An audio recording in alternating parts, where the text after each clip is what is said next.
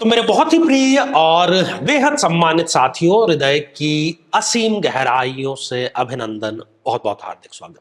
साथियों, यदि आपने भी अपनी उंगलियों में कोई भी रत्न धारण किया हुआ है तो ये श्रृंखला आपके लिए देखना अनिवार्य है। ये पता होना आपको अनिवार्य है कि जो रत्न आपने धारण किया है वो आपके लिए सौभाग्य लेकर के आया है या दुर्भाग्य लेकर के आया है। साथियों, ये सीरीज हमने इसलिए बनाई है कि आमतौर पर जितने भी लोग अपनी जन्म पत्रिका दिखाने आते हैं उसमें से बहुत से लोग कोई ऐसा रत्न पहन करके चल रहे हैं जो कि उनको गलती से भी नहीं पहनना चाहिए। तो हर एक लग्न में हर एक रत्न पर हम चर्चा कर रहे हैं। इसी क्रम में आज हम चर्चा करने जा रहे हैं कि क्या वृषभ लग्न के जातक को पुखराज या येलो सफायर या गुरु बृहस्पति जुपिटर का जो रत्न है वो धारण करना चाहिए। साथियों, वृषभ लग्न की जन्म पत्रिका में गुरुदेव बृहस्पति एक अति मारक ग्रह है, इसलिए आम तौर पर पुखराज धारण नहीं करना है। लेकिन फिर भी कुछ परिस्थितियां हैं जिस पर हम चर्चा करेंगे, उसका कारण भी जानेंगे, उसका ज्योतिष विज्ञान का क्या कारण है, तभी आप जो है उस रत्न को धारण कर सकते हैं।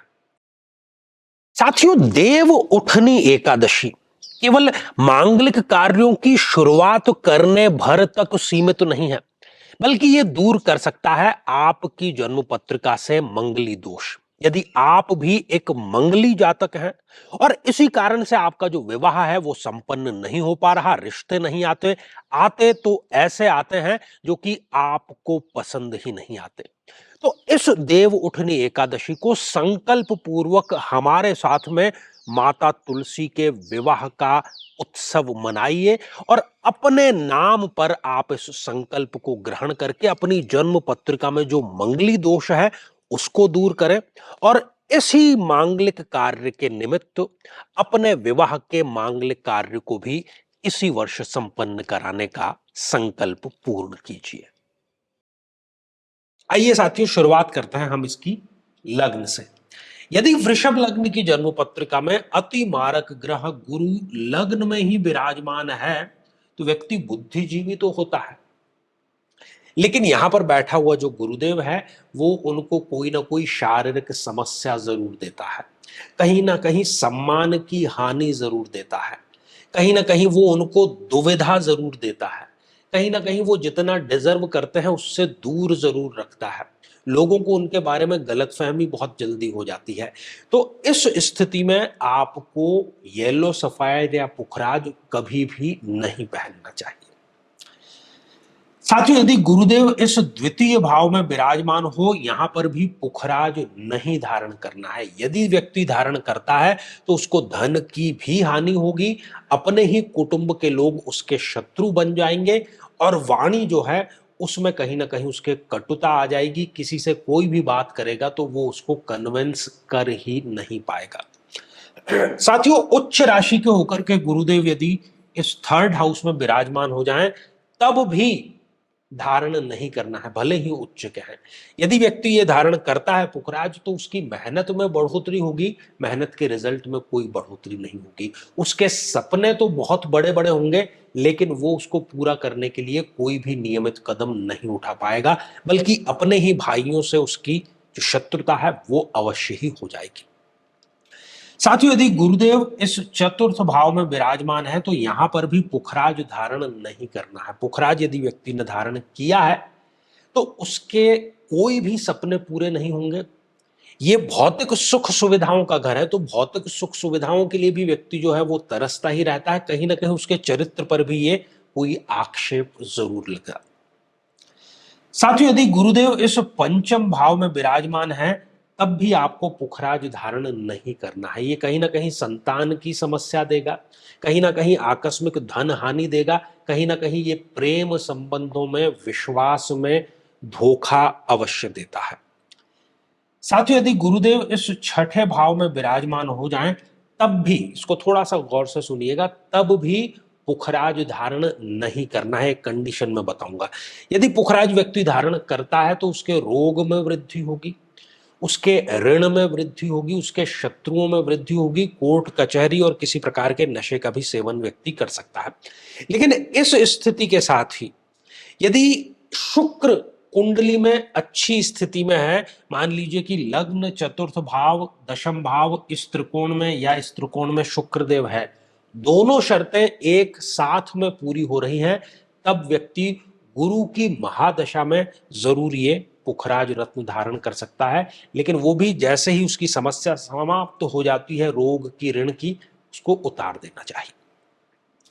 साथियों, यदि गुरुदेव इस सप्तम भाव में विराजमान है तो यहां पर भी पुखराज धारण नहीं करना है। विवाह हो नहीं पाएगा, विवाह हो जाएगा तो वो दाम्पत्य जीवन में कहीं ना कहीं खटास लेकर के आएगा। पार्टनरशिप में कोई बिजनेस चल रहा है तो उसको भी ये यहाँ पर गलतफहमी के कारण तोड़ने का कार्य करेगा। पाचन तंत्र, मूत्र संस्थान से संबंधित समस्याएं भी ये यहाँ पर आपको दे सकता है।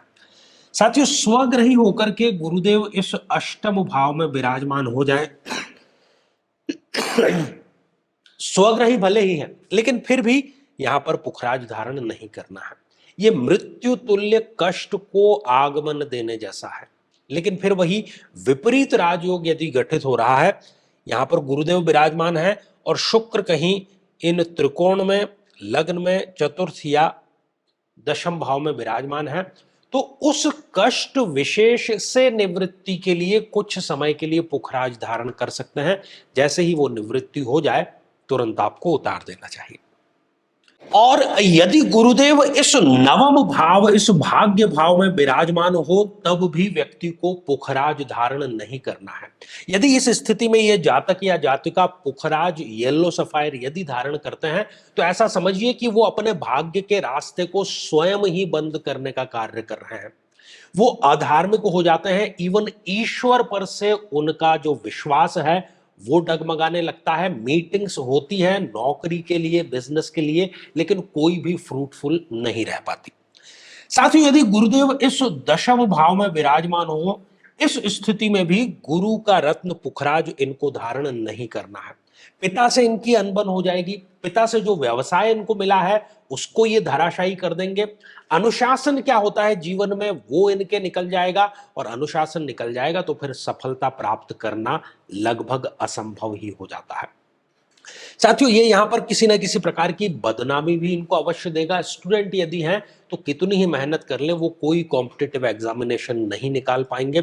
यदि राजनेता हैं, अधिकारी हैं, तो अच्छे खासे पद से इनको मुक्त कर दिया जाता है। साथियों, यदि गुरुदेव स्वराशि के होकर के इस एकादश भाव में विराजमान हो जाएं तो केवल गुरु की दशा या अंतरदशा में ही आप ये पुखराज धारण कर सकते हैं। यहां पर ये आय की भी आपके वृद्धि करेगा, लाभ में भी वृद्धि करेगा, भाइयों से जो संबंध है उसको भी ये सुधारने का कार्य करेगा, इच्छाओं की भी ये पूर्ति करेगा, और संतान भाव को देख रहा है तो वो संतान सुख प्रदान भी आपको अवश्य करेगा। साथियों, यदि गुरुदेव इस द्वादश भाव में विराजमान है तब भी आपको भूल करके भी पुखराज धारण नहीं करना है। नहीं तो खर्चों की ऐसी मार पड़ेगी कि व्यक्ति उससे उबर ही नहीं पाता है। विदेश व्यापार में नुकसान कर देता है। विदेश में जाकर के कोई बहुत बड़ा धोखा व्यक्ति को मिलता है। वृद्धावस्था से संबंधित समस्याओं को उसको झेलना पड़ता है। अपमानजनक स्थितियों का, नशे का सेवन करना और छोटी बड़ी जेल यात्रा का योग भी यहां पर यह बना सकता है। लेकिन फिर पुनः यहां पर हमें विपरीत राजयोग की बात जोड़नी पड़ेगी। यदि गुरुदेव 12th हाउस में है और शुक्र कहीं ना कहीं लग्न में, चतुर्थ भाव में, दशम में, नवम में या पंचम में है तो यह विपरीत राजयोग बन जाएगा। ऐसी स्थिति में किसी समस्या विशेष से, किसी कष्ट विशेष से, किसी बड़े कष्ट से उबरने के लिए गुरु की दशा अंतरदशा में पुखराज धारण किया जा सकता है। लेकिन उस समस्या से उबरने के बाद ही तुरंत उसको उतार भी देना चाहिए।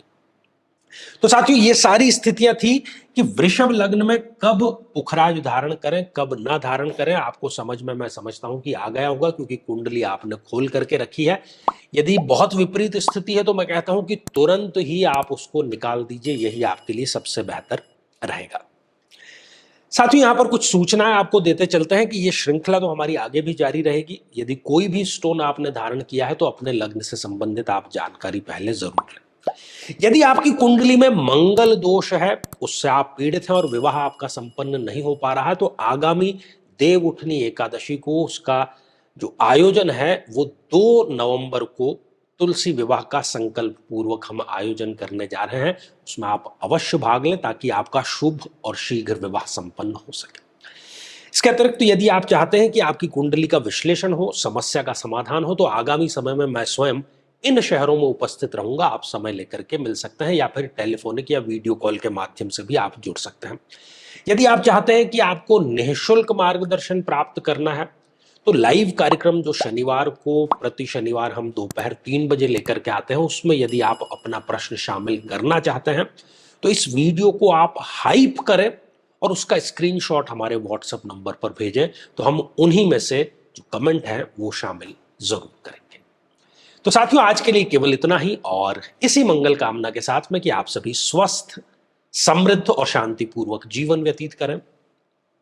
नमस्कार साथियों, कई वर्षों के जन्म पत्र का अध्ययन और लाखों कुंडलियों के अध्ययन के बाद हम ये कह सकते हैं कि यदि किसी की जन्म पत्रिका में गुरु पीड़ित है, तो उसको इस ग्रह की महादशा में इन 9 लक्षणों का, इन 9 कष्टों का, पीड़ाओं का अवश्य सामना करना पड़ता है।